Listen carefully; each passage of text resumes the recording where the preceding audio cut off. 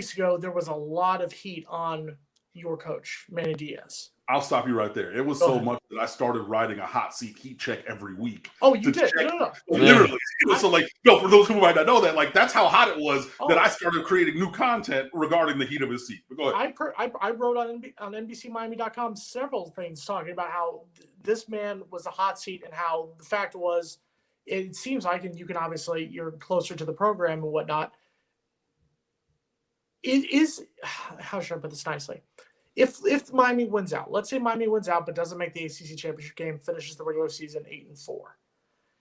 Is he in a good place for the future? Obviously, right now he's in a good spot where he's not, barring an epic collapse to end the season, he's not going to lose his job right now.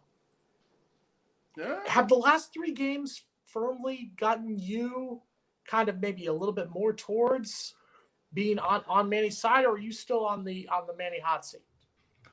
Oh, great question. We'll bring this back up again.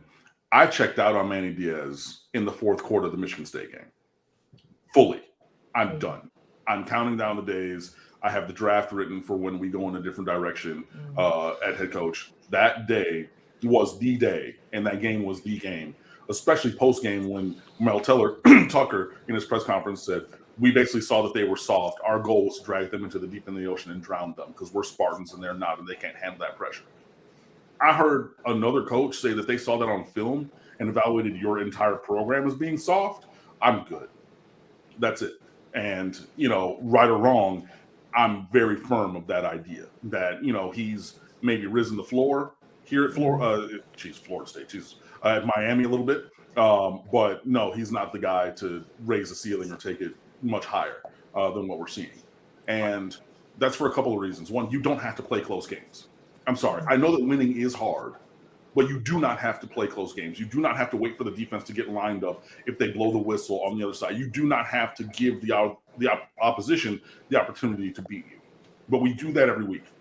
And we have key failures where, we lost these games by 5 points and won 3 games by a combined 7 points and things like that. But again, you're barely snatching victory from the hands of defeat because you turn the ball over an aggregate of really 5 times because you had 3 turnovers and you had 2 turnovers on downs. Those count as well. So 5 opportunities that you give them the ball without scoring in Georgia Tech last week, and that's what made a blowout game into a nail biter at the end. There's no reason for any of that.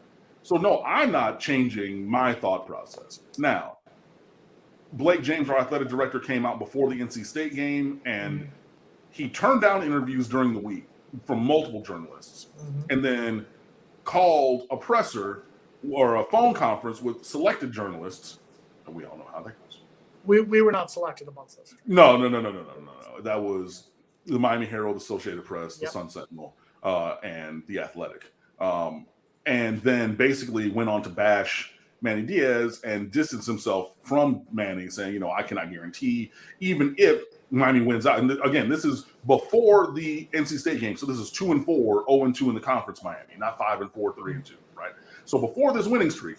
And then that Friday, the day before the game, he comes out in the media and says, well, I can't guarantee that he'll be here through the end of the year, and everything. And really just tried to get distance between himself and Manny Diaz. And, it's been asked some other times and things, and Manny Diaz has obviously been asked about, how's the relationship? It's like, me and Blake talk, we have good conversations every week, but your boss went out to try to use you as the bullet shield for him, the meat shield for him, because Blake James has not done a great job as athletic director. Let's just put that out there.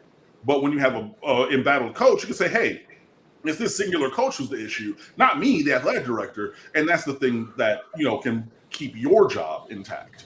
So there's still that going on. And you hear a lot of things or see a lot of chatter of things going both ways, where the wins are protecting Manny, but also there's some donors and some board of trustees people who are pushing for him to be gone at the end of the year regardless. So, is it better to win games than lose? Yes. I thought he was going to be done by Halloween because I didn't see Miami winning those games that they ended up winning. So that's extended him, at least I think, through this season. But moving into next year and everything, unless you really have a strong push from, I I don't know, somebody exterior and recruits that they really want to be there. And I mean, we've seen a couple. 4-star Kamari Rogers from Mississippi committed to Miami. He's a top 10 corner in this class. And his father's come out and said, hey, as long as Manny Diaz keeps his job, we're good. If not, Lane Kiffin at Ole Miss and the Pirate at Mississippi State and wherever else I'm looking, they're going to get visits and we're going to turn things in a different direction. If there's an overwhelming sentiment of that, I think that Manny Diaz keeps his job into next year, but he will be on the shortest of leash next year. And the non-conference, and well, the schedule doesn't get much easier because you got Texas A&M, who could have the number 1 recruiting class in the country. And then you have, even though they're not what they were, and I tried to tell people before the season, this is why I wanted to get to the ACC championship game this year, because this is our opportunity, because Clemson's not like that. Right. But Clemson's on the schedule for next year as our other Atlantic crossover team. And then we're back in the state where we were when Miami, unfortunately, was in the losing streak against Florida State, where you got to beat Clemson, and then you got to beat the mentality that they can beat you because they beat you 937-3 over the last 3 games that you played. Do the recruiting woes bother you? And obviously, Miami's going to get recruited. Yes. We all know Miami's going to get recruited. Yeah. But specifically, let me go on this. The Load More team. Miami, at least with their class, the 2022 class of people who's committed right now, it is not South Florida. And we've talked, you talked more about the state of Miami, how Miami used to just recruit South Florida. You've got, and there will be plenty of recruits coming up from South Florida. Marvin Jones Jr. is one of them who will be up there in Tallahassee this weekend for this game. Mm-hmm. A lot of talent coming up. Who has been the issue for that woes? Is that one completely on Manny? Does that fall on the school? Where are the woes with that? No, that's holistic. That's everybody. It's not just on the head coach.